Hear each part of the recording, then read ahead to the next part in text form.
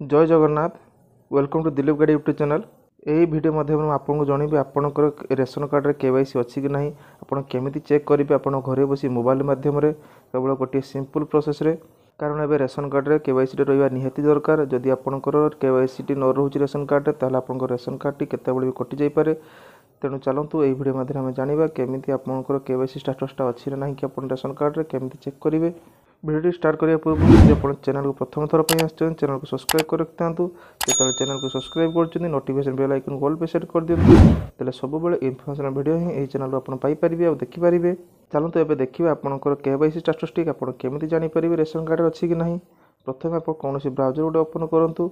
Browser जाए लिखि दिंतु food Odisha. Food Odisha लिखि सर्च कलापर आपको जो प्रथम वेबसाइट देखेब से वेबसाइट पर क्लिक करूँ। से वेबसाइट भर को आसला आपको यहाँ हूँ रेशन कार्ड ऑफिशियल वेबसाइट। ये रेशन कार्ड ऑफिशियल वेबसाइट को आसला ये गोटे देखते लिखाई नो योर केवाईसी स्टाटस।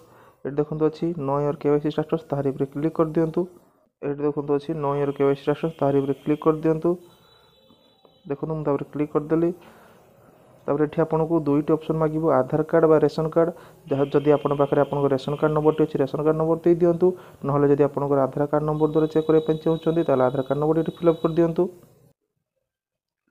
देखो मुझे आधार कार्ड नंबर द्वारा चेक करूँ आधार कार्ड नंबर फिलअप कर देती। तले आपको सिलेक्ट स्कीम अच्छी गोटे देखो टाइप स्कीम लिखाई से आपंकर एनएफएस कि एसएफएस कार्ड अच्छी से सिलेक्ट करेंगे। जेहेतु मोर रेशन कार्ड टी एनएफएस अच्छी से एनएफएस सिलेक्ट कली। गेट ओटीपी पर क्लिक करदे। गेट ओटीपी क्लिक कलापर ओटीपी सेंड हो कौटी कि आपको आधार कार्ड जो मोबाइल नंबर रजिस्ट्रेशन से जीवनी आपंकर रेशन कार्ड जो मोबाइल नंबर लिंक अच्छी से ओटीपी चलीज। देखो ये ओटीपी आसी जाइए आपंकर 5 डिजिट गोटे ओटीपी आसो। देखो तले लिखाई गेट डिटेल्स पर क्लिक कर दिंतु। देखो गेट डिटेल्स पर क्लिक कलापर किसी समय वेट करेंगे। वेट कलापर देखो समस्त डिटेल्स आपको तले देखा मिल। देखो आपंकर समस्त डिटेल्स तले आसीज। आपंकर देखो ये ई केवाईसी स्टाटस भी देखो। देखो ये लिखाई ई केवाईसी स्टाटस आपंकर सक्सेस अच्छी। देखो ये केवाईसी स्टाटस सक्सेस लिखाई ताहले आपन रेशन कार्ड केवाईसी अच्छी आपंकर समस्त डिटेल्स ये आपको आसीज। जदि आप same process ration card number द्वारा चेक करुँच जो मो आधार नंबर दे चेक कले से रेशन कार्ड नंबर दे चेक करेंगे ताहले आप फैमिली जी जन आप रेशन कार्ड थे समस्त डिटेल्स आप जानीपारे। समस्त केवाईसी अच्छी कि नहीं आप जानीपारे।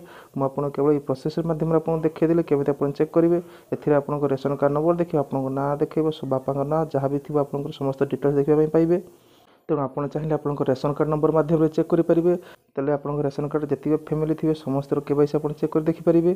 तेणु यही प्रोसेस आप घरे बसी निज मोबाइल मध्यम आपंकर रेशन कार्ड केवाईसी टी अच्छी ना जानीपारे। तेणु चलतु जदि भिडियोटी आपको देखी जदि भिडियो आपको भल लगी भिडियो को लाइक कर दिंतु। आपंक रिलेटिव सर्कल भिडियो को शेयर कर जनातु तेल से भी यही इनफर्मेशन पाइपारे और केवाईसी स्टाटस रेशन कार्ड अच्छी कि नहीं चेक करेंगे। जदि चैनल को नुआ कर सब्सक्राइब करने भूलु ना। चैनल को सब्सक्राइब कर रखि था सब नुआ नुआ इनफर्मेशन वीडियो यही चैनल अपलोड होता है। आप सर्वप्रथम देखिपारे। तेणु सब वीडियो को प्रथम देखापी आप जो चैनल को सब्सक्राइब करेंगे से नोटिफिकेशन बेल आइकन ऑल पे सेट करदे। चलतु रोचे देखा आउ एक वीडियो सहित। जय हिंद।